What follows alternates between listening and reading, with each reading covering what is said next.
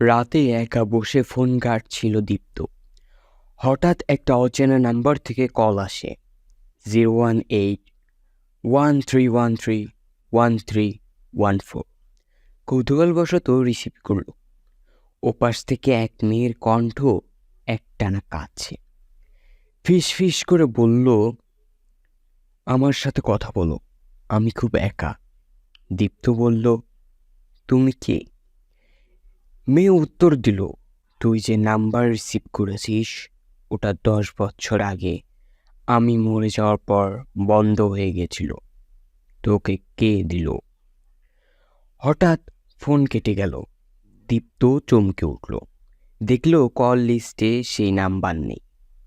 ঘরের দরজা নিচ দিয়ে একজোড়া সাদা পায়ের ছায়া দেখা যাচ্ছে।